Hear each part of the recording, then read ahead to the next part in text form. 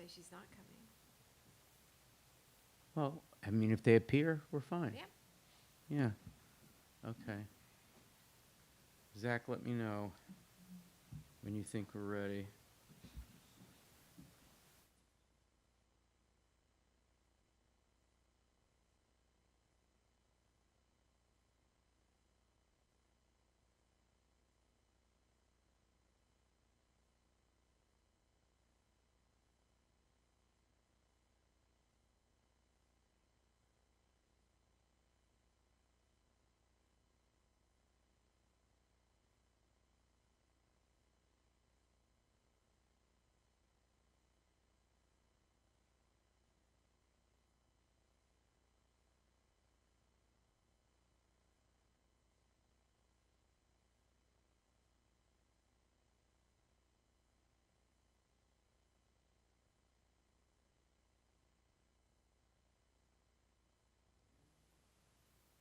Hello, everybody. This is Al, but you know that.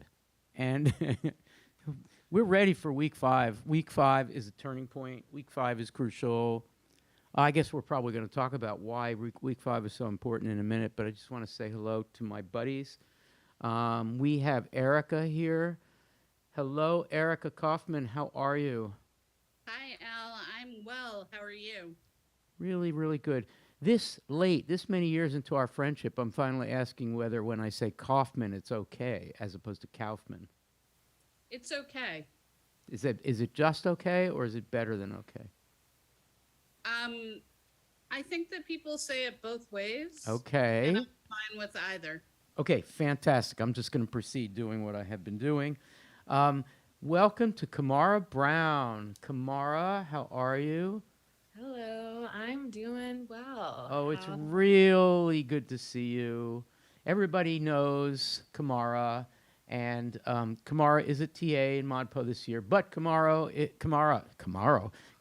is living in Atlanta and works full-time during the day, so this happens to be a webcast that she can join, so it's really good to see you. Dave Poplar, hello, how are you? Great. Just want to point out that it's a first tonight for ModPo. I think this is the very first time we're doing a live broadcast during an NFL game. Oh, and you would be the one who would notice that. Maybe Zach would notice it as well. There's I'm a not huge sure. crossover between NFL fans and poetry lovers. So I saw Pep just leave the room. I assume that he went to watch the game. Sorry to Pep. No, she doesn't care about sexual stuff. Okay, well, let's not get further into that. But Pep went to watch the game and will report later on the score through a series of roughs. Allie Castleman, hello to New York. How are you? Hi, Al. I'm good. How are you? Good. It was such a delight to see you here. Gabby, hello. Can't wait to see you in Chicago in person. Yeah, it'll be fun. We've got a lot going on. Oh my gosh. Thank you in advance for doing all that. It's just amazing. So we're really excited about that. And I'm sure at some point somebody's going to talk about a little more about Chicago, which is next week. We have a webcast Thursday as opposed to Wednesday. It's the same webcast for anybody who's not in Chicago. It'll strike you as the same. We'll just be in Chicago. We'll be at a classroom at the University of Chicago, thanks to Gabby, and we'll be set up. And before I say hello to my friends here at the table, I just want to note that Zach and Chris are today. Can you show the gear from that point of view, Zach? So you're gonna look, there they are. So usually they're back behind the tech desk, right? They've set up in front, and that's because they're testing out what they call the road gear, meaning it's an entirely different and more complicated arrangement to do a webcast from far away. So they're using the gear, they're going to be piling into a car, and they are driving from Philadelphia to Chicago. Why are we doing this?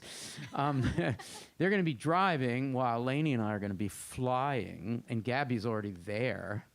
And they're going to be setting up. So they're testing. So if the whole thing goes kablooey, it's because the test isn't working. But anyway, including the phone, which is hard. And we have Sophia here. Hello, Sophia. Hi. And Irene is here. You went home to Madrid and came all the way back just for this webcast. just Yes, for the exactly. webcast. That's It's really what I'm good. going to do every week now. Are you homesick? Not at all. Not at all. No, This but- is your first time in the United States. A general impression? Interesting. Oh, you're usually more positive than that. I'm- You're having a good time? Yeah, I'm having a really good time. Good. I love it here, guys. Yeah, that's great. And Lainey Brown, hello. And we also have Paul behind the camera. You probably won't see Paul, but thank you, Paul. And Jenny is here. Instead of being on fall break, there's Jenny writ large. Hello, Jenny. Hi, Jen. Instead of being on fall break in Toronto, Jenny's decided to hang out with us. Okay, what we're going to do is, before we get to our usual round of favorite poems of the week, just to introduce them, I think we have a call already, do we? Okay, so we learned this week, that Roger McClanahan, who's a dear friend, was a dear friend of Modpo, passed away, and our best wishes and expressions of sorrow to Roger's husband, Scott, whom we also know, who are in Madison, Wisconsin. I don't know, I can't imagine that Scott is watching, but maybe someday Scott will watch the recording of this. And we have someone on the phone who is maybe going to help us think a little bit about, remember what Roger meant to us. And who is it on the phone? Yes, Al. We have Mandana calling Mandana. in. Great. On the line now. Okay. Mandana, can you hear me? Yes, I can, Al. Can you hear me? We can hear you. Hello. And you and I met Roger and Scott on the very same night back in 2013, I believe it was, in Greenwich Village at a library, one of the branches, in the basement. Lily was there. I remember it really well. And I just thought it might be wonderful for everyone who didn't know Roger if you would reflect a little bit about him. You got to know him pretty well before he moved to Madison. And even afterwards. And that says a lot about Roger and Scott. And I'm going to try to be brief, but it's really kind of hard. So you're right. It was that first New York City meetup in the basement of that West Village branch. And Al, did you have any idea then how quickly you'd be celebrating 10 years? No. I don't think you were necessarily thinking that way and what it would become. And we had, I think at least 60, 65 people there, maybe more. You did your magic, and we did a close read in that horde of people. I don't know how you accomplished that, though I probably disappointed you with my bizarre takes, as I often do. And at some point near the end of it, you said something to the effect of, Mandana will take these on in the future, which was very much news to me, let me tell you. I did not realize that my weekly nights were going to be changing that way. And actually, my life would change so much because of that. But so maybe the next week I ran one, and without Al's magic, there were definitely not 60 people in the room. But there were Roger and his partner, Scott. And I think I fell in love with them at first sight. The next symposium year, we were on the east side at another NYPL location, and then another location for the following year. We were kind of this wandering group of Modpovians all over New York. And Roger and Scott would show up, taking the ferry from Staten Island, regardless of weather conditions. Roger had so many great thoughts and was an absolute hoot, especially from Beat Week on. I know Kurt had a beautiful, beautiful reminiscence about them that I treasure very much. It meant a lot to me. But he did get through Steinway because he kept showing up. So he did get through Steinway. Whether or not he loved her is another issue. But he had all these personal anecdotes about a lot of the poets we met, as well as the artists, because he had met them, he knew them. And I'm really sorry I never wrote any of that up, but of course, the magic of Modpo and life itself is to be in the moment, right? So you don't think about things like that. You think about just being together. And beyond the meetups, I would see them at a lot of other literary events. The Jane Freilich, her 90th birthday celebration at Poetry Project, which actually turned out to be a celebration of her life. And John Ashbery was there, along with many, many other lights of the New York School. But whenever I saw Roger and Scott in a room, they were the light that I went toward first, for the warmest of hugs and unending affection they always shared with me. So they left me after a while. Yeah. They moved to Wisconsin, and they had the brilliant Max McKenna as their TA, so they finally understood what it was like to have a really good TA. And they love living there, and their mod post friends like Kurt. And I'm glad there are videos of those conversations. Roger and I still would email from time to time, and this is, again, such a sign of the way ModPo is. And he would share photos and stories of what he and Scott were doing there. And I think he joined every single Slowpoke course I ran, including the one this spring.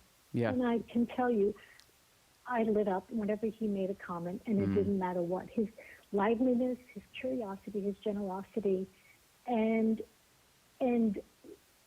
you know, when I first started these, I was so worried about doing a good job, and people like Roger and Scott made the difference because I wanted to do a good job for them. And they would come all the way from Staten Island, and even though I could never beat you, they were so supportive, and you know more than anyone how that kind of support is. And I miss knowing he's in the world, and at the same time, I celebrate who he was and is, and I send so much love to dear Scott for sharing themselves with us for so many years.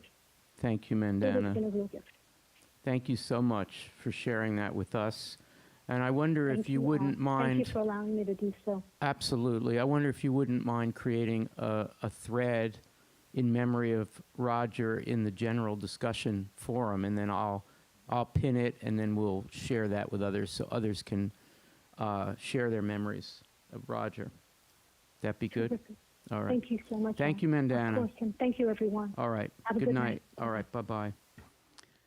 That was Mandana remembering Roger McClanahan, who could not have been more involved with ModPo over the course of the years. Our hearts go out to Scott and all of Roger's ModPo friends.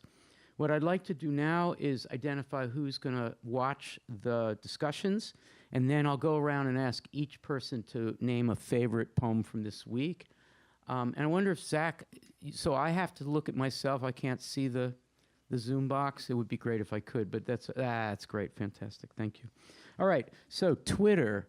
Sophia, are you feeling Twittery? Always. Always Twittery. The discussion forum. Allie Castleman, are you okay finding the discussion forum? Thank you. It's, of course, under, live webcast sessions. And the YouTube chat. Who likes to follow that? I can't remember. Gabby, are you willing to follow? You can get to the YouTube. It's not going to mess you up. Okay, great. All right. So let's go around. We'll start with Erica, with Irene on deck. Just name your favorite poem at the moment from week 5. There's a lot of them. And say very briefly why. Erica? Yeah, sorry, I was just kind of queuing myself up. My favorite poem from week 5 is probably, well, that's a really hard question. It's usually, I mean, I feel like the one that I'm the most loyal to is the Hughes Dinner Guest Me. Dinner Guest Me. Mm-hmm. Which I think is an exquisite poem. But Tuesday night, we had a wonderful conversation in my office hours about Leanne Brown's Dive Bomb, and now I'm thinking a lot about that poem. Dive Bomb, wow. You know why we put Dive Bomb in there? Because it participates in that Robert Frost, William Stafford conversation. Now, I'm not sure that we could do that any justice here at the webcast because we'd need to bring everybody up to speed. But I'm really glad that you mentioned it. Okay, Irene and then Sophia on deck. Yeah, I think my favorite poem for this week would be Incident. Mm-hmm. And I think it's so different from the poems we're seeing the last week. And Yes. And it's one of these poems that I think that stays with us for years and years of ModPo. Yes. Yeah, Incident is really a great one to talk about after Stein because it seems to be doing something so different. But you can't talk about Incident without talking about how form and content do battle. Okay, great. Sophia and Lainey on deck. I have to echo a love for Dinner Guest Me by Langston Hughes. I'm still thinking about that this whole week. Yeah. Great. And Lainey up and Kamara on deck. I was also going to go with Dinner Guest Me. I'm just amazed every time I return to it how many things are happening simultaneously in this poem, really elegantly. Fantastic, thank you. Kamara and Dave on deck. To spice it up, I was looking at the Chicago Picasso this week by Ooh, Brooks. Modpo Plus. I was trying really hard not to say Boy Breaking Glass, and I was trying this week. We do love that poem, yeah. Chicago Picasso, wow. And we're going to Chicago, so maybe we should talk about that one. Thank you, Kamara. Okay, Dave and Gabby on deck. Actually, two poems. Gwendolyn Brooks' poem, Truth, and the Etheridge Knight poem, The Sun Came, which are great read together, since the Etheridge Knight poem is a response to Truth. And the Poem Talk episode, Al, that you conducted with Herman Beavers, Tracy Morris, and Josephine Parks, discussing these two was awesome. Oh, thank you. I loved it. Yeah. Thank you. I really enjoyed that conversation, and those two poems are matched perfectly. Thank you. Gabby's up, and Allie is on deck. I feel like because in other years, sometimes on this week, on this question, we have all answered Boy Breaking Glass. Now we're slightly avoiding picking it. Yeah. So I'll just say that I think it's really fabulous, and I would probably pick that one. But if I do want to continue with that pattern, I will say I'm kind of really into the Wallace Stevens poem, Mozart 1935. Whoa. In large part because I started taking piano lessons in the pandemic, so I find it very funny. I mean, I think Mozart 1935, that Stevens poem, which is a Depression-era poem, it's not just about 1935, it was written in 1935. I think he's really worried about the revolution outside and the noise that the revolution makes, or the workers' revolution. And he's really worried about that. And it's very similar to Genevieve Taggart's Interior, which is in the main solos, where we have a middle-class lady. It's a little less subtle than the Stevens. It's a communist poem. But in that one, we have someone who's fretting around her middle-class existence and hearing the sounds outside. And the sounds outside, as in the Stevens poem, are so less dulcet and so less even that it's an aesthetic battle. What kind of noise? It's really interesting.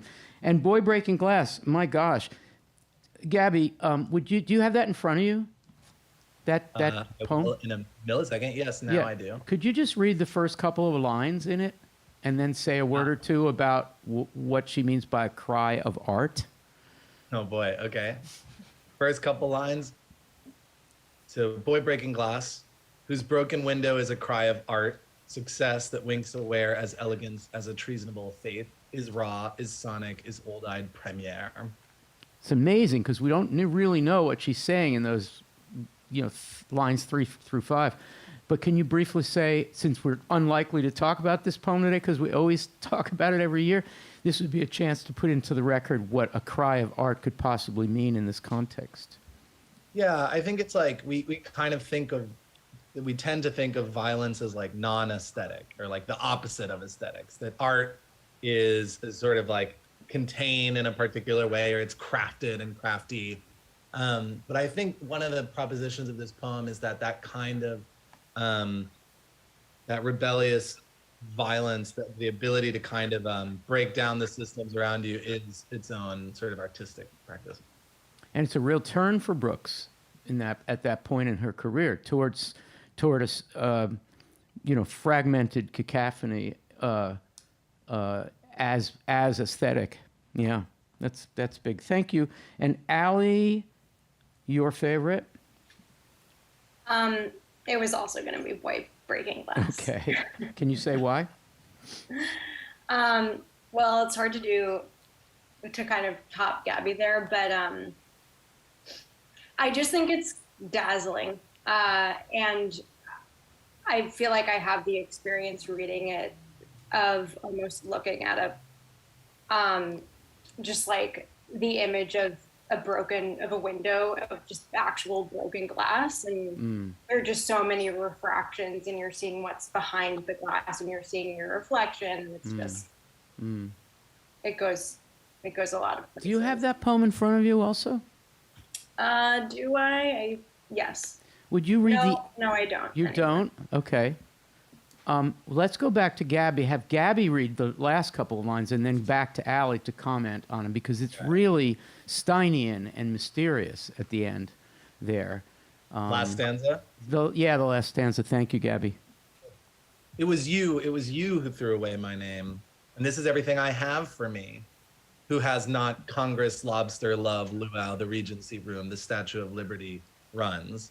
A sloppy amalgamation, a mistake, a cliff, a hymn, a snare, and an exceeding sun. The last two lines sound like almost an imitation of Stein. It's got to be a nod to Stein. So, Allie, back to you. Thoughts on how the poem could be so modernist after being so pro window breaking, pro riot, I think she would say. Brooks used the word riot a lot. Riot in the sense of people in the streets decrying inequity.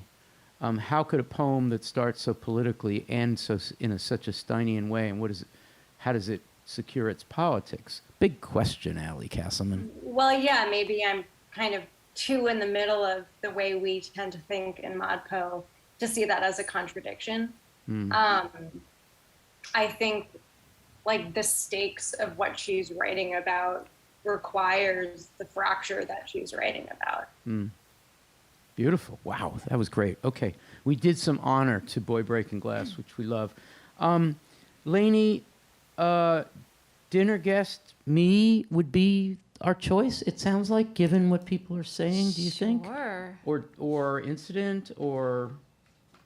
Or incident? Yeah, which you They're choose. Both. You choose. I choose. And bring the mic real close to you, please. It's impossible. Well, I think I would choose dinner guest me, but Okay, let's maybe do it. we should choose incident, because I'm trying to remember what we talked about last time. I don't think we talked about incident. Okay. We Well, might have talked about dinner let's guest get me. another vote. Kamara, would you choose break the tie? Are we going to do incident or dinner guest me? Let's go with the dinner guest me. Okay, dinner guest me. Great. So, who would like to read it? Erica, would you read dinner guest me? And then I want to ask Sophia, Kamara, and Allie. Sorry, Allie just spoke a little bit. Let's go Sophia, Kamara, and Dave. First comments on the reading. Anything you want. So, Erica, you'll read it? And by the way, sorry to interrupt you, the number is 610-616-3028. No, is it 3208? God, I always refer to that.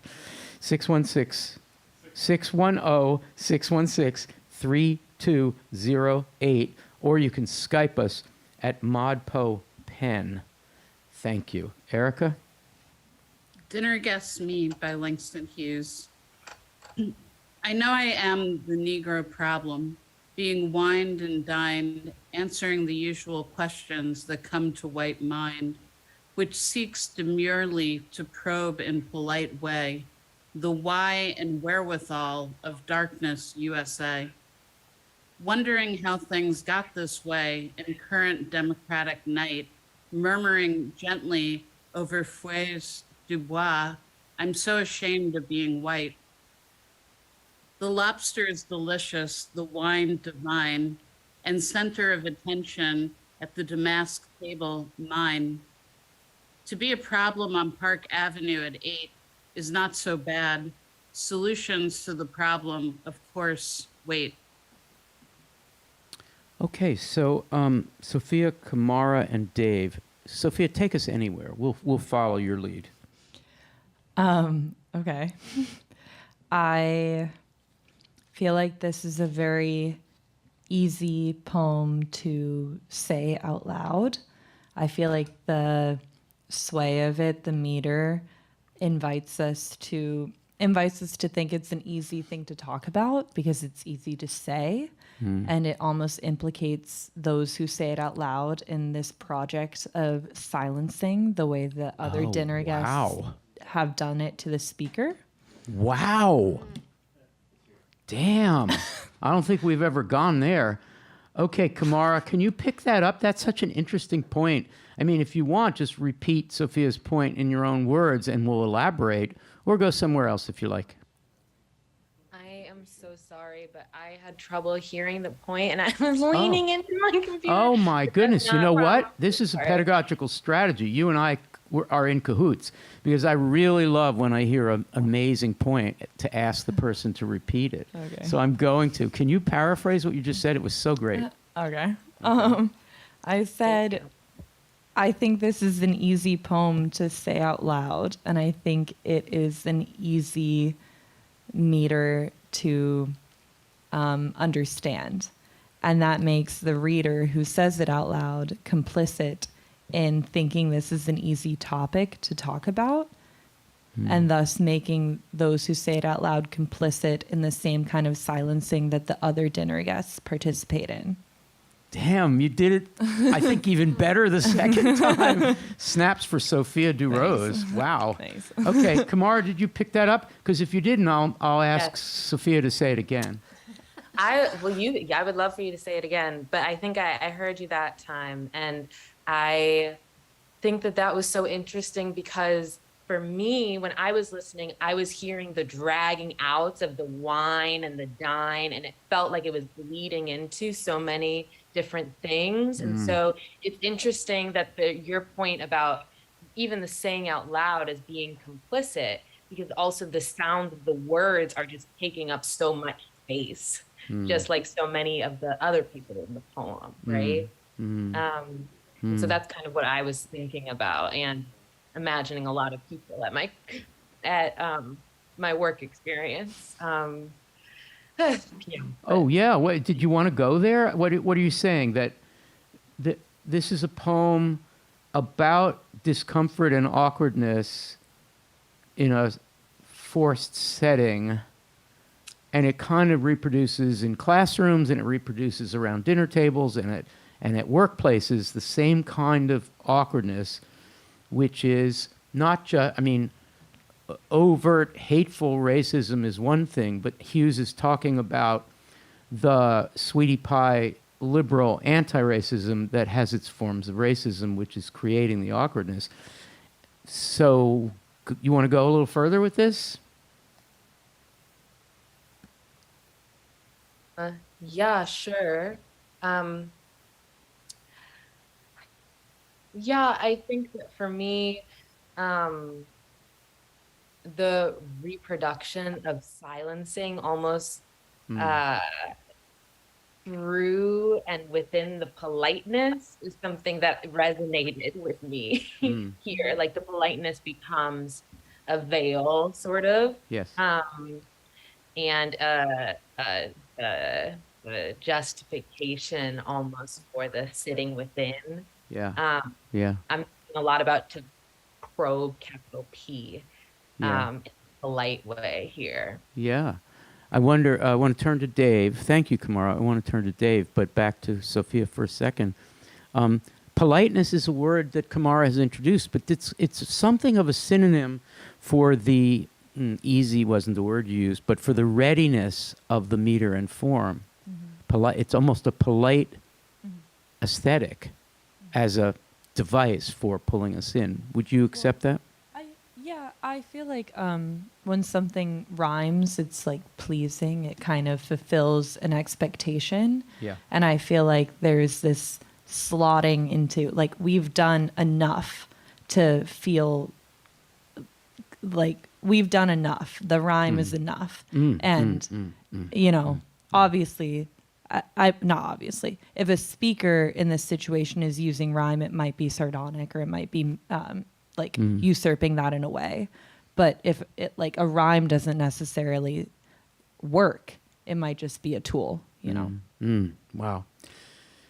Okay, great. Dave, your thought on this, and then we'll turn to the next topic. One thing that strikes me right over the head is right from the beginning, the line, "I know I am the Negro problem." Yeah. Because the speaking subject here is not a person, they are a social issue. So Right. what's happening is they're being dehumanized, they're being disembodied and dehumanized all over again, just in a different way now. Because when you think of human morality, I mean, a lot of people think it's founded on this idea of moral regard, that you see somebody and you recognize that they're human, and that means you owe them certain types of duties and obligations. And that's why you dehumanize somebody who you want to not have to give those aspects of morality to. And that's why, people are referred to as dogs, as less than human and things like that. And that's why I like Claude McKay's "If We Must Die," the way that flips the script there. But here in this poem, "Dinner Guest Me," the speaking subject is being dehumanized all over again in just a different way. And it's powerful in that it's progress, but then it's really not. You still have not broken through. And I think that's powerful. I'm so glad you brought up essentially the use of pronoun, because the pronoun, first word of this poem is the first person I. And then, of course, immediately the I becomes an issue rather than a person, a stand-in for politics. In the Claude McKay poem, there is no I. I don't think it's not there is a you. So it's this whole question of what happens to subjectivity is addressed in a completely different way. Okay, great. What I'd like to do is ask Sophia, Ali, and Gabby if there are some interesting comments. First Twitter, then the discussion forum, then the YouTube chat. And then I'd like to play Erica Hunt's poem, "The Voice of No," and that will tee up Lainey, who has a couple of questions pertaining to that poem. And I also want to remind everybody that 610-616-3208 is our number, and say hello to Christina, who's joined us. Hello. Sophia, what's happening in Twitter? We have a lot of furry friends tuning in. We have this adorable cat. Who's doing that? I'm not entirely sure. Okay. We have someone who regretfully can't tune in right now, but their furry friend sends their regards. And we're using hashtags like for pets and dogs and cats? Is that how we're getting snagged in this? We love all the furry friends. Okay. Please keep them coming. And we also have friends thing. some love for Chicago Picasso from Ray, and just a quote from that. Great. Yeah. All right, good. Let's turn to Ali. Discussion forum, what's happening there? I thought I was muted, but I'm not. So we have a question about the influence of Frost on the rest of the rest of the poets we see after him in Modpo. I would say zero. I mean, I don't think Frost has a great influence on this course. That's not his fault. That's our fault. But I'm really interested in the topic. Yeah, it's an interesting question if people want to weigh in on the forum. And then Anthony Watkins, who had to go to sleep, said, "Would like to add, even though I didn't often interact with Roger, I feel his loss." Yeah. I'm skimming ahead. He said, I know that when I die, may it be a long time from now, you can say the same about me, that Modpo has greatly enriched my life, giving me 100-fold for anything I can ever do for it. Thank you, Anthony. Yeah, Anthony has to go to bed early because I think his job gets him up at like 4:15 in the morning, so he missed us tonight. Jake Marmer, hello. Hey there. What's the good word? I'm kind of hearing reverb. Am I in? Did you turn up reverb and? Only on your setup there. I'm sorry, Zach. Is that just a Jake thing or is that a general thing? I think it might be a Jake thing. Oh, they're not sure. Okay. This is the gear. This is the road gear, Jake. You'll just have to tolerate it. It's cool. We did, before Try it you out. join, yeah, before you join us, we did a favorite poems of the week. Do you want to toss out your favorite? Oh, it's got to be Dinner Guest. Okay, the one we just talked about it before you joined us. Fantastic. Okay. All right. Okay, great. And then we have the YouTube chat, Gabby. That's usually very busy. Yeah, it's been good. It's a lot of love in there. First, there was just a lot of shouting out to Mandana and a lot of appreciation of her memories of Roger and Scott. And there was also kind of like they joined us in naming their favorite poems of the week. We got a lot of love for Truth. Yeah. We got a lot for Dive Bomb. And just really joining us, I think, in enjoying Dinner Guest Me. And there's also some recommendations that I think are not on our syllabi that I like. So there's Evie Shockley's work. No, that's in there. Okay, yeah, good. we have a one-act play. Right, that's right. Which we can talk about, actually. It's very interesting. Any others? There was a shout out of your old poem talk about Etheridge Knight's response to the Gwendolyn Brooks poem. Yeah, good. Great. And also I'm just going to say there's a lot of applauding of Sophia. A lot of applauding of Sophia. Can you read a couple of those? Sure, though. Because we can. Sophia will blush, and it's always 90% of them are people writing Sophia. So it sort of was like. You should probably run home and just join the YouTube chat. Okay. Snap Sophia. Wow, Sophia, that was brilliant. Sophia snaps for Sophia. It's that kind of. That's what they do. That's Thanks. so great. Oh, Sophia. Aren't we y'all. all glad that Sophia Durose has joined the ModPo community as a TA this year? We really are. Fantastic. Okay. I'm going to play Erica Hunt performing The Voice of No. And I'm going to ask Erica, Irene, Jake, and Gabby to comment on whatever your questions are. Okay. And we can go from there. Okay. So now how am I going to play this? Because Chris said, I don't think I can handle the laptop today. So how am I going to do it? I'm telling you, man, the analogy to this thing, sorry, I'm really old, but Apollo 11 landed on the moon. And what did Apollo 10 do? Does anybody know? Anybody know what Apollo 10 did? Nobody knows. Lainey, come on. Okay. Apollo 11 went to the moon and they landed, but they had to practice the landing and they didn't know what to do because they had this lunar module that was supposed to go down.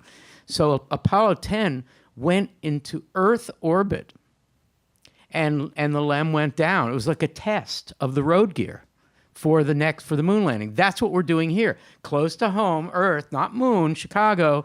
And anyway, but we can't do the audio. So how do we do it when we're Apollo 10 or NASA circa 1969? We play it on our phone and put it in the mic.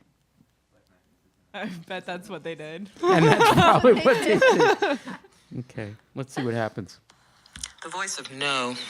I have that voice. No need to be contrary. I put on a face. No use for muscle. The workers stand online for hours. No need to read. 24 hours of the shopping channel.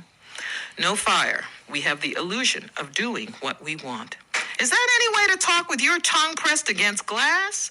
The TV set is barking this Sunday morning, off when we acquire an instant memory and round language where the ends justify the ends. We rummage among the many unplugged connections looking for that darn fraction of a % of the landscape you say it is possible to live in.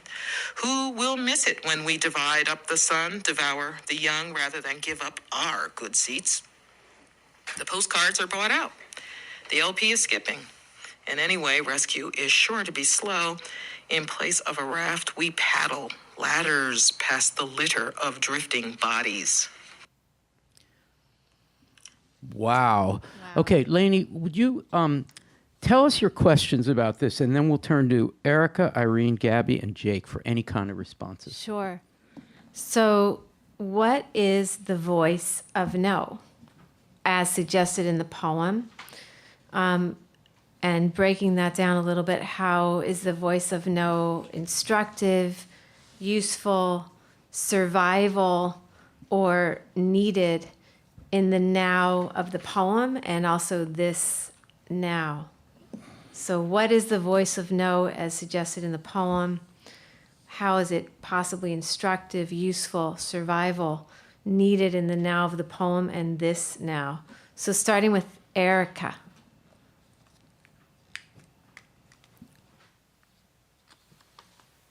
I might need another minute or two to think. Those are such good questions. Do you want to come back to you, or do you want to wing it, which is what teachers are really good at?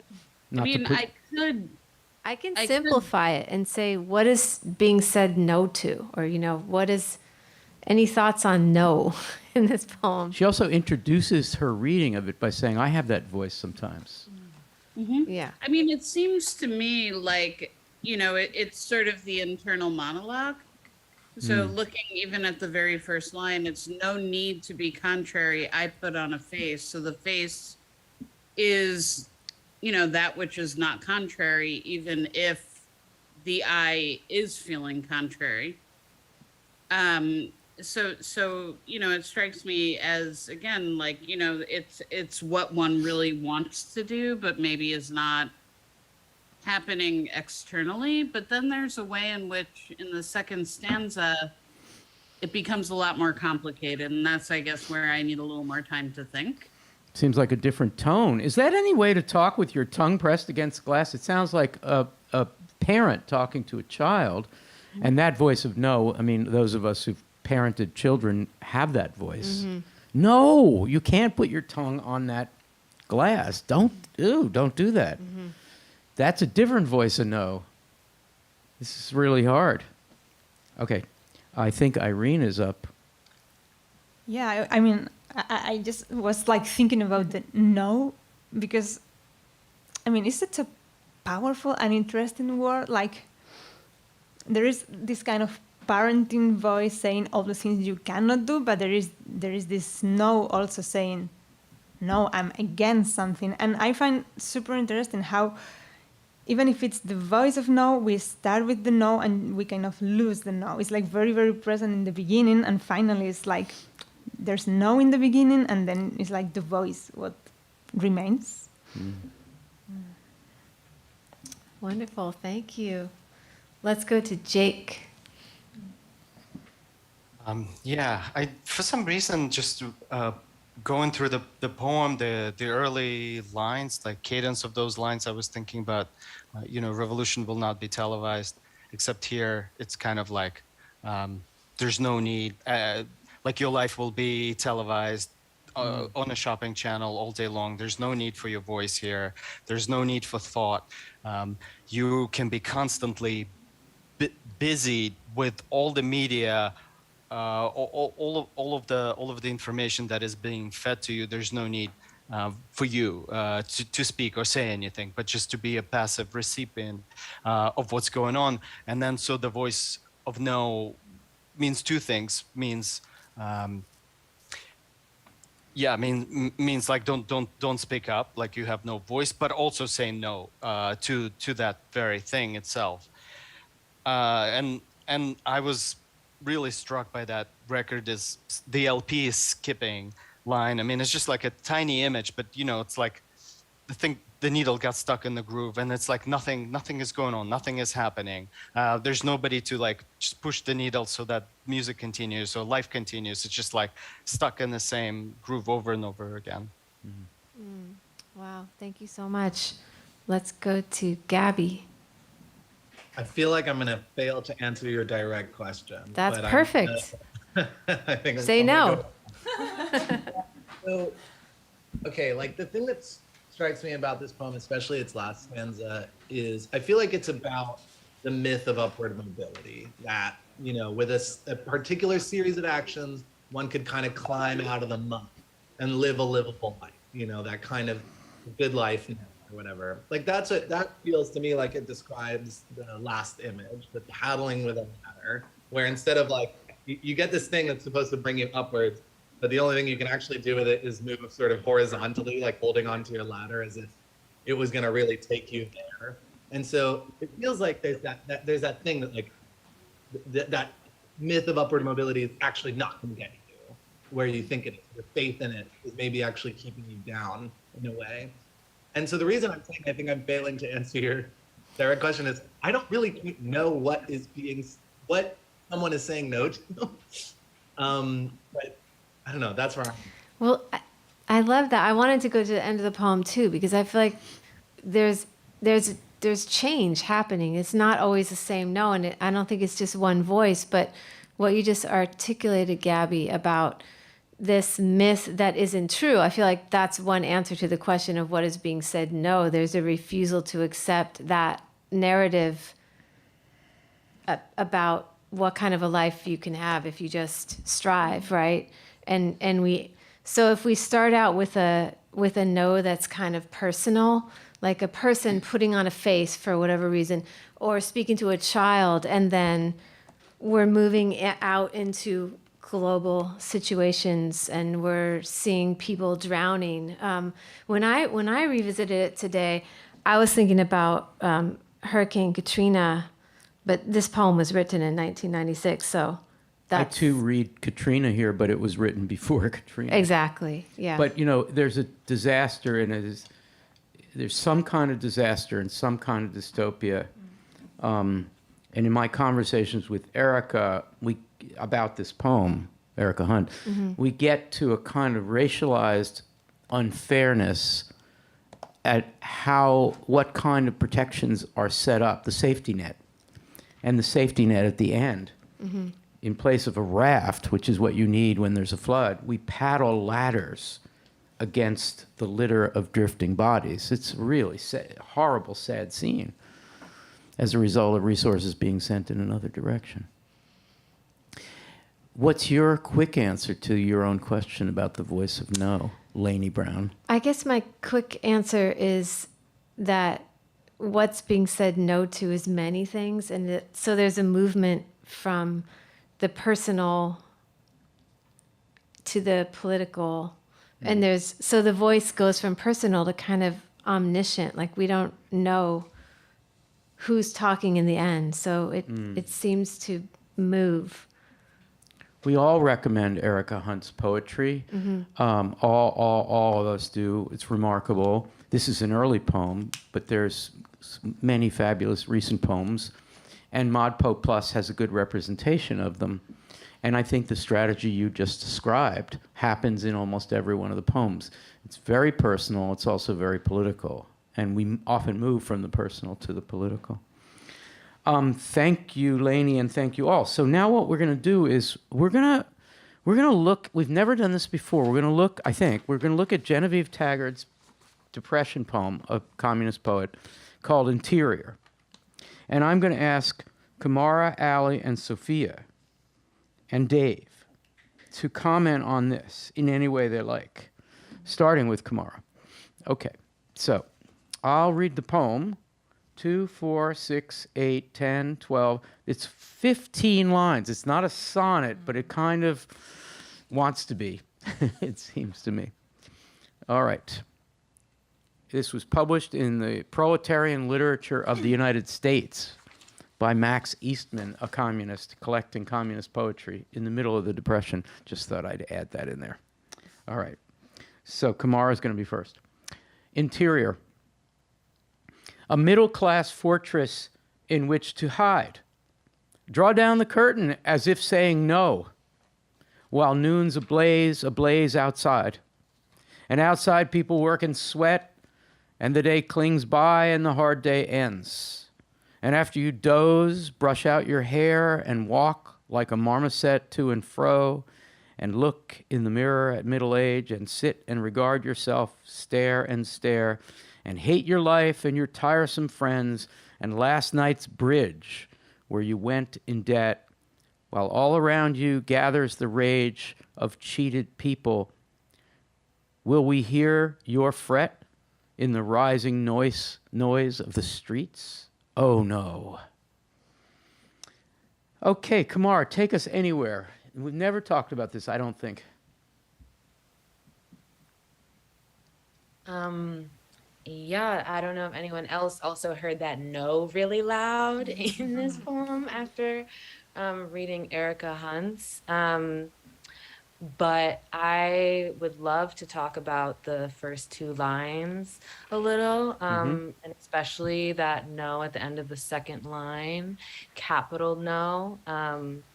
And if we sort of take Lainey's question about what no is into this question or this poem, no is a wall, a wall. From I think a sort of classist elite wall that is protecting a kind of pleasure, ease, racialized ease from inequity outside, it feels. So Great yeah. start. So the no becomes the wall of the fortress. Yeah. Great. Thank you so much. Sophia and then Allie. Jumping off that point of like this barrier of exterior versus interior, I feel like there's a stark contrast between, like, there's this kind of anonymous exterior and then this interior I kind of liken to a body. And I feel like it makes me think like which bodies are protected by barriers and which bodies are protected by being heard when you say no. And in the second to last line, will we hear your fret? Who's we? Like who's implicated in that statement? Yeah, I see a lot of bodies in this poem. Sophia, do you have any problems with the you obviously have problems with the speaker, who is a middle-class woman who's fretting and anxious while she could go outside. Yes. But so we have a problem with the speaker. But what about the poet, who's not obviously the speaker? The poet is a communist who is on the side of the people outside. But the poem doesn't let the sound, its music, does not get messed up as one would want. A modernist would want. Taggart's not a modernist. Yeah. A modernist would want the poem to be invaded by the noise the way Brooks allows it to happen in the streets of Chicago much later. That's not happening. So, No. you know, can you speak to Genevieve Taggart about the possibilities that she may have missed, or your own critique of how she forms this poem, which itself becomes a kind of fortress as sound and meter and so forth? I mean, would you go as far as that? It kind of just builds on it builds its own bricks, right? And Becomes like a fortress. It doesn't does become a fortress, right? And the only kind of spear within that is this italicized "oh no," which is mirrored by as if saying no. But that's I don't know, coming at the end as this affidavit. Like I don't know if it's enough. It's not. The oh no. It doesn't penetrate anything. Yeah. It's just like an asterisk at the end. Yeah. So I want to turn to Allie and Dave, but before that, I want to improvise a little and ask Gabby to reach for Mozart 1935. Gabby, are you still there? Yeah, there you are. Hello, sorry, I'm heating up a frozen dinner. It's like one of those days. Okay. Okay, here we go. Can you grab Mozart 1935, but don't burn the house down, please. Oh, it's just a microwave in Trader Joe's. It's Okay. nothing. All right, great. The reason I'm asking you to read Mozart 1935 is that same problem that Sophia and I were just talking about obtains there. Not exactly the same, but there's this question about, I think in that poem there's someone upstairs carrying a dead body or something, and it's making a different kind of noise than the Mozart being played by the poet. I don't know. Let's hear it. All right, you want me to read it in full? Do you mind? Yeah, sure. Mozart 1935 by Wallace Stevens. Poet, be seated at the piano. play the present. It's hoo hoo hoo. It's shoo shoo shoo. It's ricanic. It's envious cachinnation. If they throw stones upon the roof while you practice arpeggios, it is because they carry down the stairs a body in rags. Be seated at the piano. That lucid souvenir of the past, the divertimento, that airy dream of the future, the unclouded concerto. The snow is falling. Strike the piercing chord. Be thou the voice, not you, be thou the voice of angry fear, the voice of this besieging pain. Be thou that wintry sound as of a great wind howling by which sorrow is released, dismissed, absolved, and a starry placating. We may return to Mozart. He was young and we are old. The snow is falling and the streets are full of cries. Be seated, thou. The snow is falling, the streets are full of cries is exactly what Taggart's dealing with, except in this case, some people have entered the house where the poet is playing Mozart, and they're dragging a body in rags. So this is a poor person, a homeless person who may have gotten into the house somehow. And this guy is doing his Wallace Stevens thing in 1935 of playing. It's so similar, you know, but I think I like the Stevens better, Gabby, because Stevens is allowing some of that noise to come into that weird poem. What do you think? I think that's right. I think also, I don't know, there's this like question about what this kind of, what we might call like old stodgy thing actually has to offer us. Like, I don't think this poem is decided that, against Mozart.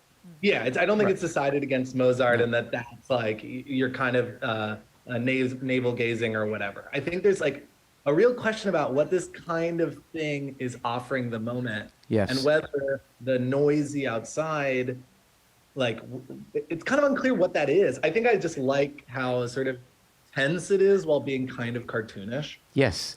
Well, you read it cartoonishly, which emphasized the reading. No, it emphasized that reading. Before I turn to Allie and Dave on the question of interior, can you look at toward the end of the poem when the speaker, I'm going to say Stevens addressing a Stevens-like poet who's playing the arpeggio, and read us again, be thou. Be thou what, does he say?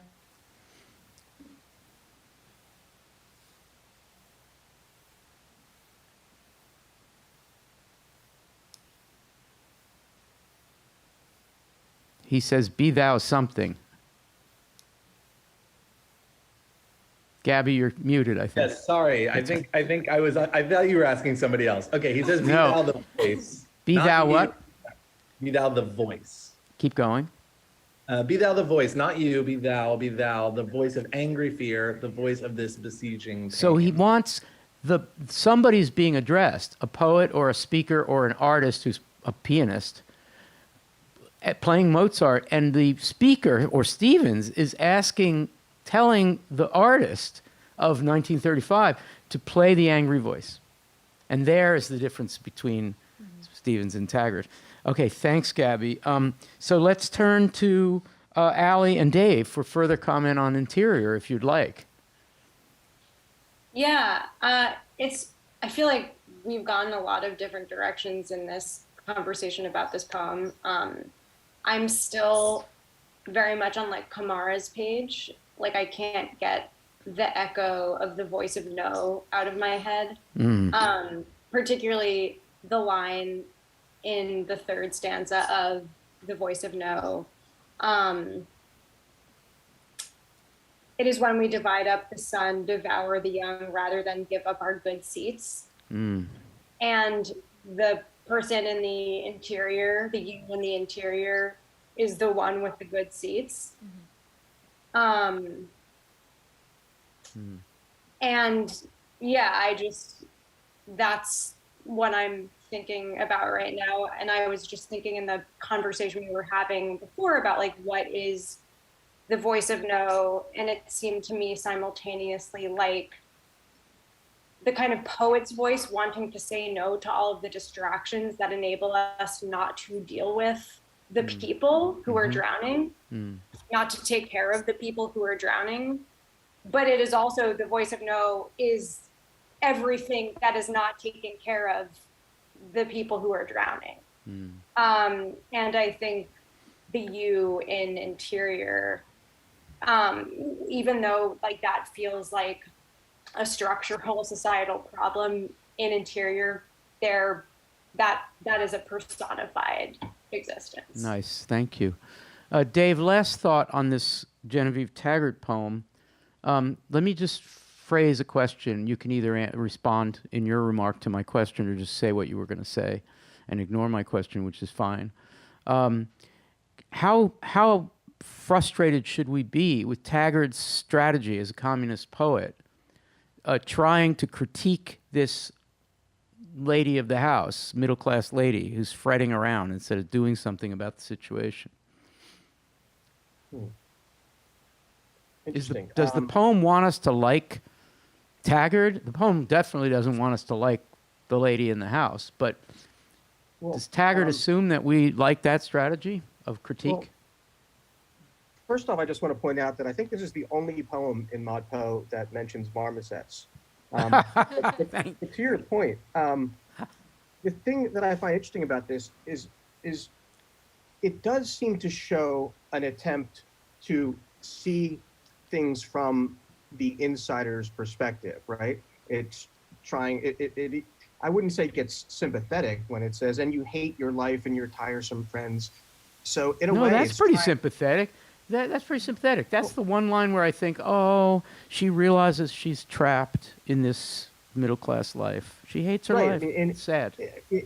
By seeing it from their perspective. And the interesting thing is, one point that I get from it is the criticism that that insider perspective is problematic because it fails to even try to consider the perspective of the outsiders. Sure. So it's embodying the act that it's criticized. The poem embodies the act that it criticizes that insider for not doing. Yes, nice. Thank you.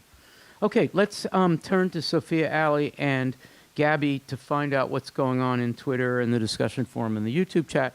And then I want to ask Erica, Irene, Lainey, and Jake to respond to a question that I haven't formulated yet, but it has something to do with Week 5 generally. I'm really curious about your take on the way it fits in ModPo. And then we're going to do final words, final thoughts. So, Twitter, what's happening, Sophia? Is it still pets? No, it's mostly Ray, which I love. There's Ray some Maxwell. Yeah, there's some love for Evie Shockley's sonnets. Yeah. Yeah. Okay. Great. Thanks. And Allie, discussion forum, anything happening there worth mentioning? Yes. Sorry, I have so many tabs open that might just, okay, here we go. So Apollina asked a relevant question for this podcast, which is... This is Appy from Prague? Yes. Yep. Since we are talking about form and content, or form versus content this week, and audio recordings are such a big part of ModPo, how does listening to poets reading their work inform your reading of their texts? Do you see it as the poet giving physical sound to a poem, or do you see it as an interpretation of a poem in its own right? Great. Love that. Thank you, Appy. And when we turn to Jake for the question I haven't asked yet, I'd also like to ask Jake to add something to a response to Appy on the difference it makes to hear a poet perform. Okay, great. Gabby, are you, how's dinner? Good? It's great, thank you. Okay, what's going on in the YouTube chat? Good things. So I like one thread of thoughts from Jane Ward and Leah J about maybe feeling like called out by the Taggart poem and thinking about what's difficult about, let's put it as like going outside of like this sort of like, I think if I may, that their comments are probably like in light of a lot of the stuff that's been going on in our country in the last few years, where like going out and being in the sort of public of politics has become like as essential as it has become incredibly difficult. So that's a nice thread. There's a lot of pointing people to how to get to ModPo Plus. So we're linking and we're guiding. Oh, yes. Oh, and there was some good conversation also earlier about the voice of no as a kind of like environmental, giving it an environmental reading. Oh my gosh, so that dystopia is possibly a climate change dystopia. that would make sense. Lainey and I both read it as a Katrina poem, but Katrina hadn't happened yet, and yet Erica is very perceptive about the kind of thing that would happen if, in particularly, a black city turns out to need rescue or to need resources from the federal government. It's not going to find them. Thank you. Okay, so here's my question for Jake, Lainey, Irene, and Erica in that order. Week 5 is strange. It is pivotal. It's important. It might be arguably the most important week of the 10. So we put together, I'm to blame here, we put together 4 different approaches to the immediate period after modernism, what we might call the week 4 excesses of, I don't think of Stein as excessive, but certainly the Baroness and Sarah take modernist experiment to an extreme. And then you get the Depression. So we're doing a little history here, which we don't typically do in ModPo. And we have responses to the situation, social situation. So we have the communist poets who are reacting to the kind of poetry that didn't address social issues. And then we have the Harlem Renaissance poets that are addressing the social issue that is particularly the racism and the feeling that anti-racism needs to be in the experimental poetry of the period immediately preceding this civil rights struggle, which extends in poetry from the 30s all the way to the Hughes poem and the Brooks poem in the mid-60s and beyond, of course. So that you have that. Then we throw in a different reaction to modernism in one poem by Robert Frost in the main syllabus, who is not a modernist. It's not clear how anti-modernist he is. And then we have a little section that we don't generally talk about, though Dave reminds us that there's at least one poem in that part that he really loves, which is the 50s formalism, which is a relatively conservative rear guard modernism, soft, easy modernism. Sorry for that phrase.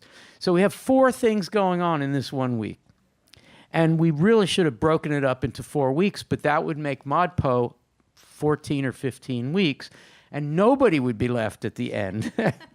So what we did is, and this is the week, and I am setting you up for a comment on week 5 and its importance, and it may be that the 4 of you, Jake, Lainey, Irene, and Erica, will simply cheerlead people to spend more time on week 5 when they get a chance after ModPo. You might want to use this as an opportunity to talk about the importance of this. But I just want to say that the birth of ModPo Plus, the invention of ModPo Plus, comes out of my own dissatisfaction that week 5 does no justice to any of those 4 periods. It does better for the Harlem Renaissance. The poems we picked are really, really important and really vital, and they deal with the form-content question beautifully. But so ModPo Plus is the place to go for week 5 because there's so much more going on. So that's just a set of observations, and I want to hear Jake, Lainey, Irene, and Erica further thinking. For anybody who's watching this webcast and is thinking, wow, week 5 is trying to cover a lot of ground, how do I get my arms around it? So, Jake, your thoughts first, please. Sure. So I want to first just address the other thing you mentioned, Abby's question about sound and performance. Yeah, I mean that's a great thing to explore. I feel like the poets who I've heard live, when I read them, I hear their voices, especially people who I've heard, more than once or who I really like. I could hear them, and I think it's really, really valuable. Their writing comes from their voice, the cadence, like it's a powerful interpretive tool, but also reader's own reading is the beginning of interpretation. I mean, Gabby read the hell out of that poem. The Mozart, 1935. I've never heard it read that way. Yeah. Yeah, it's just he played Mozart like. I don't even know. In a Chopin style. I think Gabby should go on the road and do a one-person show of Wallace Stevens performances. Yeah, I mean it definitely. I'm sure not. This is not how Wallace Stevens would sound. Like are you kidding? Oh my gosh, Stevens!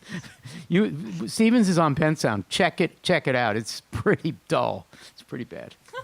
So I love that. Like so much comes out of that kind of reading. Yeah. And we'll have more to to say next week about the importance of voice and sound, because we're going to turn to the beats next week, week 6. That's right. Yeah. So to your question about week 5, Al, I was just remembering an interview with Charles Bernstein where he describes kind of like, if you're not super familiar with the poetry world, you kind of know it exists. But then if you like start getting deep into it, he's like, it's like that moment when Indiana Jones falls into the tunnel and there's like a whole other world underneath of like, it's just like all that, things yes. poetry.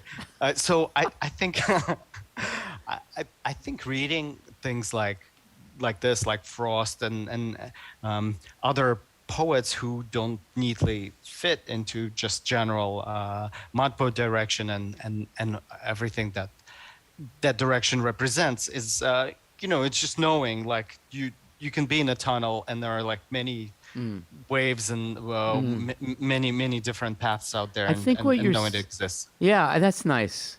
I feel better. I mean, I think what you're saying is halfway through the course, there's this blow-up week where people are moving in a lot of different directions, and that is actually the reality of the poetry community at any given time anyway. Otherwise, Modpo drives forward relentlessly toward what it wants and what it likes. So, okay, good. That's really cool. All right, Lainey, your thought on this week 5 situation? Yeah. So we're covering a lot of time as well, Yes. different movements. But the first thing is kind of akin to what Jake was saying, is that poets are people too, and they respond in every kind of way. And that's always happening, even if it's not getting attention.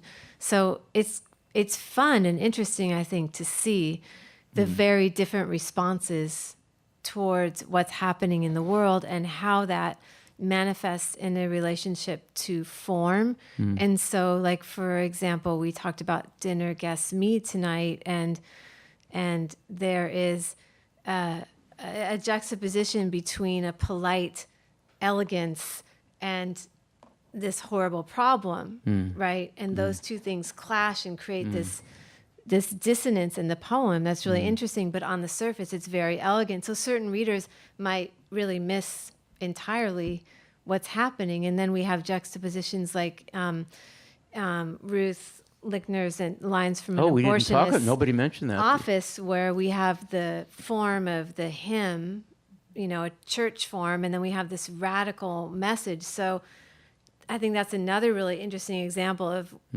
form and content. Yeah.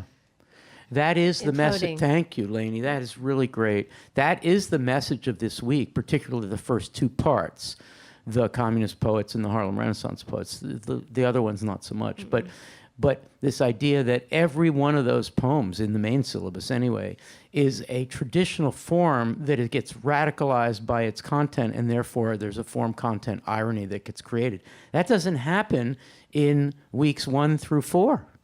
It really doesn't. To some degree, Dickinson, but that's really good. So week 5 says, here's another strategy, and it particularly coincides with politicization and radicalization. That's what has to happen.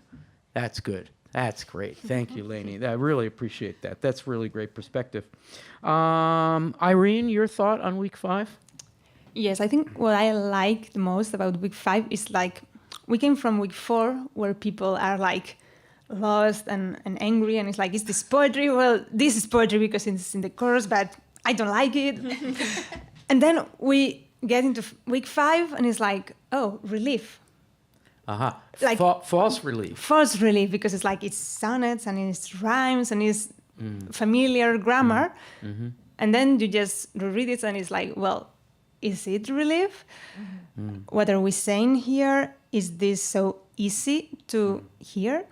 So I think, as I was saying in the beginning, these are the poems that, because they seem to be easy, they are going to stay with us. And in a more pedagogical reading, I would say that that's what will make people try to go and look for more, read more, and it's like, it's what they are saying. It's like, go out and hear these other voices, multiple voices. You guys are all very, very on it, because you mentioned the metapedagogical quality of this week. And actually, this is the first time where metapedagogy, and we'll try to define that for people who are confused by it, metapedagogy really obtains, because the dinner guest me is built for the uncomfortable classroom, right? Especially for a white teacher. And our teaching resource center has a video on that very problem. Or McKay, the Trojan horse strategy of bringing a sonnet into a public space or a classroom or any kind of teaching situation or a didactic situation. Oh, it's a sonnet, it's Shakespearean. This should work fine. And then the next thing you know, it's asking you to do counterviolence. So yeah, that's really smart. This is the metapedagogical moment in the course. Wow, Erica, you're last on this. What would you like to add to this week 5 problem? Yeah, I think that what I would add, and this is sort of building on the metapedagogical, is this idea of audience and accessibility, and kind of figuring out a way to democratize the audience for poetry. Yes. Because when you're using these traditional forms, you're automatically going to get a different kind of audience than somebody like Stein might. That's right. So I think that there's something in there that's incredibly important because, you know, like to go back to the McKay, it's recognizable as a sonnet. So people might read it who might not otherwise read poetry. Yeah. But then the content is doing something completely otherwise. Would you, we're about to do final thoughts, and would you can I ask you to use up your final thought to say more about the work you do, or the relation of this kind of poetry to the work you do, which is to try to make poetry, you know, the kind of poetry we admire that presents very difficult issues in an accessible way, either because of the pedagogy or because the poems do that work. I would love for you to do that. Yeah, I mean, I think that I'm fully invested in making the kind of experimental poetry that we do a lot of in ModPo relevant and accessible to anyone. And I think that week 5 is a week that really appeals to me because it's a model for how to do that. So it's a way of using familiar form as a bridge into content that might be uncomfortable. That's really well said. And then I think that also then can work the opposite way. Yesterday I was doing tankas and haiku with my students, and we spent a lot of time talking about, you know, like I know that there's a great, I think it's a poem talk about Tanya Foster's haiku. Yes, and, A Swarm of Bees in High Court. We did it up at Harvard, I remember. Yeah. Yeah, and you know, that's a really beautiful example of exactly what we're talking about, which is that there are these very canonical ways of making poems that are still really important, and it's a matter of thinking about how the form can enable the language or the poems to reach more people. Erica, thank you. That's really great. I have to editorialize and say that the second half of this webcast has just been fantastic and really, I think, instructive for everybody. We're going to get final thoughts. Erica just did her final thought. I'm going to go to Allie, followed by Jake on deck. I just want to note, while Allie is thinking of something to say, that the first couple of years of ModPo, I watched very closely at the fall off of participation. I don't do that anymore because it's just like we've done it for so many years. I don't pay attention to it, and it doesn't matter. But here we were offering a course, non-credit, for free, and the real question for the massive open online course in those days was, who would stay with it? Once it becomes onerous or difficult or time-consuming, they would just go away because your life is busy and you've got kids who need to be fed their dinner, and why would you do this? So the first week, everything was fine. Dickinson and Whitman. Everybody's into Dickinson in particular. The second week is fine too. Then there was the fall off in the third week, even though I don't think that poetry, the rise of imagism and modernism, is very difficult. There's a real fall off. Then week 4, everybody goes away. That's Stein. Everybody goes away. Way down. Then week 5, we got a return. And then week 6, we got a return, and then forget it. After that, everybody fell off. At first, I was worried. I consulted with our friends at Coursera who were sponsoring these MOOCs. Like, what have we done wrong? And I think it's a whole interesting topic for another day, not today, to talk about how we didn't do anything wrong. We're offering a non-credit course. Of course, there are going to be people walking away when they don't understand it or don't like it, but we need to stay the course, as it were. Okay, Allie, followed by Jake, final thought.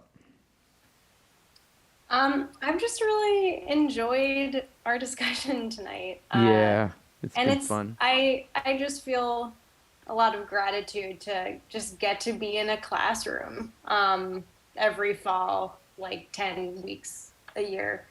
So With the same people, pretty much. It doesn't ever get boring, does it? It never gets boring. And I'm also just very moved that we can also use this space to eulogize a member of our community. That was a really amazing way to start off the webcast with Mandana's call. Yes. Yeah, I'm just grateful for this space right now. Thank you, Allie. That's really lovely. Thank you. Jake is up for a final thought, followed by Gabby. Yeah, I mean, thank you, Ali, for the words of gratitude. I'm feeling them also and resonating with them. And I'm grateful for that Erica Hunt poem, The Voice of No, just hearing her voice read it. And it's such a strong poem. Yeah, it really is. And there's so much there, and just makes me want to go and like, okay, where's on my bookshelf is her poetry, and like that's what I'm doing tonight. But I also want to plug, I guess a certain poetic omnivorousness that this week engenders, like reading poetry that's not like necessarily your jam, but reading something that's different, something that you would want to just like distance yourself, but really like wanting every kind of poetry and reading it all. Yes. Thank you, Jake. Love the spirit of that. Gabby, followed by Irene. Yeah, you know how you said week 5 has a sort of overwhelming range? I might make that slightly worse in what I'm about to say. So, you know, artistic genres come down to us, especially in like educational settings, as very kind of one-dimensional. Here are their main players. Here's their principles. Here's what they were about and what they did and blah, blah, blah. And the Harlem Renaissance, I think, gets that kind of more than anybody else. Yeah. The truth of the matter is the Harlem Renaissance was so much infighting, so much drama. It was like weirdly cliquey. There was a lot of like debating. I mean, we're talking about you know, somebody like Richard Bruce Nugent, who basically thought Langston Hughes was like a race betrayer. And these are people who are like playing at each other. And this is like a very active industry that I think sometimes gets made to kind of represent something in a very one-dimensional way that can't really. And You're so totally right. what I want to say is we actually, I think, do a pretty good job for such an abbreviated look at the Harlem Renaissance of checking out some different perspectives. But I think what I want to say is that I want people to remember that the way we get to this kind of like shortened canonical look at a moment almost automatically downplays how lively and intense and ambivalent those actual circuits of writing were. It's all a lot messier than we think it is. Yeah. And it's kind of fascinating to look at it if you have the time. That's such a good point. Such a good point for anybody who wants to go on and read some more. ModPo Plus has a bunch of it. But, you know, County Cullen was a controversial figure. And his poem, what's it called? Yet Do I Marvel, is about the whole, the idea that God would call a poet black and mess up that poet's chance to just write traditional sonnets not about race. And that's a pretty controversial point of view, yet do I marvel. And so instead of seeing it as, oh, he's doing the same thing as McKay by using a sonnet and undermining it, McKay and Cullen had nothing in common, which is sort of one of the things that Gabby is saying. That's great. Thank you, Gabby. Let's go to Irene, followed by Dave. Since we didn't finally talk so much about boy breaking glass, I just had like this thought or this image that how the the broken glass is such a good image of something that we just don't see it somehow. Like the window doesn't exist until it's broken. And I think like week 5 and all these poets kind of do that. That's great. The meta-poetic reading of Boy Breaking Glass actually makes it line up very well coming from week 4, right? The idea that transparency, which is the fiction that I think the communist poets thought they could restore, like I can write a poem that is the world. I can write words that actually reflect the world, right? The world of social problems and unemployment and eviction and so forth.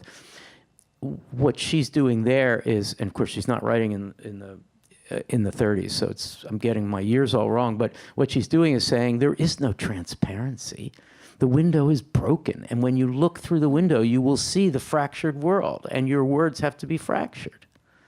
So that just makes that poem do all kinds of things that we needed to do, which is amazing. Dave, followed by Kamara. Quick observation on why I like this week 5, especially coming right after week 4 with Stein. And I think, one of the reasons is because it seems like in week 4, especially in all the poems leading up to it, we've considered form in a certain way about how it limits our ability to make meaning, how it limits our ability to communicate. And in this week, we are given dramatically different poems that seem to be much more straightforward. And it forces us to consider form in a completely different way, not how form itself limits our ability to communicate as much as how form itself can be imbued with all sorts of cultural baggage and power relations and things like that. So it forces us to think about form in just a completely different way. Yes. But I also want to finally, just like you mentioned before, I have to plug Richard Wilbur's Cottage Street 1953, which has been relegated to Modpo Plus, which is probably one of my favorite poems. It really is an intriguing poem because Sylvia Plath makes an appearance, and she's likely to throw a stone at the window, but Richard Wilbur really doesn't want that poem to get blown up by that stone. So it's just this great tension between Wilbur and Plath, who's just a figure. So thanks for reminding us of that, Dave. Kamara, followed by Lainey. Yeah, I'm really grateful to be here, and I've missed this space a lot, and thank you for having me. And I'll just say that the Chicago Picasso is worth going to this week, and especially when we're thinking about the process of bridging to uncomfort or sitting in uncomfort. I think that this poem, Brooks does a really good job thinking about that process and offering us a bridge. And also Chicago. It's a good intro. And Chicago, your town. Yeah. So we're going to Chicago. You'll be in Atlanta. We're going to think of a Chicago Picasso, and we're going to think of your hometown. So thank you. Kamar, next week in Chicago, it's the webcast is Thursday at, what is it, Chris? Thursday at, we haven't decided yet.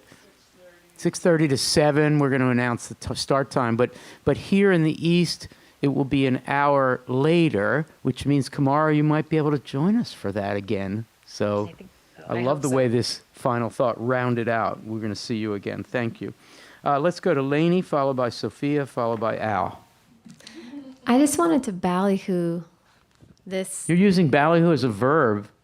Erica You've become my Hunt's friend. Beautiful book that the Voice of No is in, and just a shout out to Kelsey Street Press that published this in a series of books, collaborations with artists and poets, and the artist Alison Saar. It's just a really beautiful. Yeah. Just a really beautiful book. Yeah, and I think Paul Burke is doing a great job of getting a close-up of that book.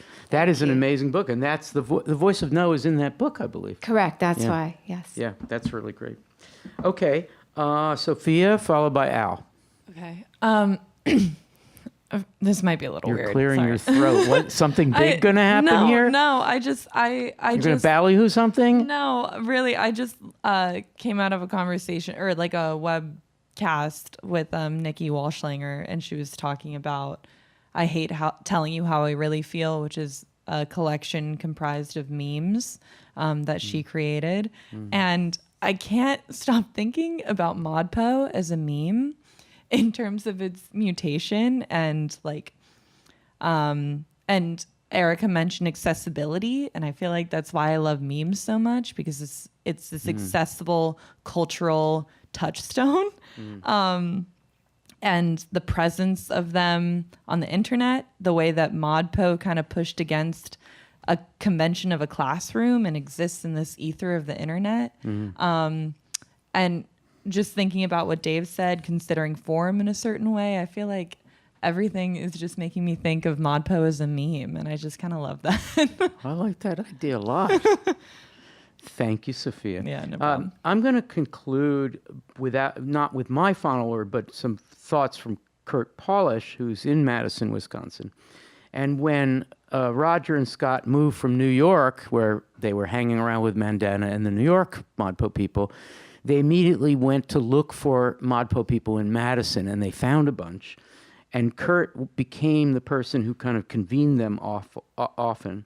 And so I'm just going to read a few sentences from Kurt, his memory, his memorialization of Roger, and that's how we're going to end our webcast tonight. And we will see you in week 6, and we'll see you not Wednesday, but Thursday from Chicago. And for those of you who are going to be in Chicago or near Chicago, or just want to right now buy your train ticket or your plane ticket and meet us in Chicago, just let us know that you're coming. We have 4 different events, and we're really excited about them. I'm going to skip around a little bit. Roger used to joke frequently about how Gertrude Stein always stopped him from getting through the regular ModPo curriculums, just what I was talking about. But he always seemed to recover in time for the beats and his beloved New York poets. Roger and his husband, Scott, were enthused about Gabe's poetry, Gabby's poetry which our group is sure to discuss more in the future. And Gabby being in Chicago means that Gabby could get in a car and go up to Madison and hang out with them. I'm just suggesting that. Anyway, skipping down a little, Kurt says, after a get-together at their apartment in Madison for the first time, we hit it off, and after a few more recruits, Madison ModPo was born. How we enjoyed Roger's stories about the New York poets, how he joked that when John Ashbery entered the room for a reading, there would suddenly be a hush in awe of this poetry great. Roger suffered from Parkinson's. By the time I met him, his days were largely centered on his recliner, watching ModPo on his laptop. ModPo undoubtedly enriched his final years. So that's what ModPo meant to Roger, and continues to mean for me, the chance to form community in celebration of poetry, to enjoy the adult play of discussing and reviewing selected poems. We don't work through the poems, a verb that I think is wrong in this context. We find, we explore, we discover their depths among and often because of our friends. And we do so with joy of doing this venture together. Oh, how I will miss seeing Roger's smiling face on the Zoom app when we next meet again. Good night, everybody. Let's have good thoughts for Scott and all of Roger's ModPo friends. Thank you all for being with us tonight. It's been really a great time. And we'll see you from Chicago a week from tonight. Bye-bye.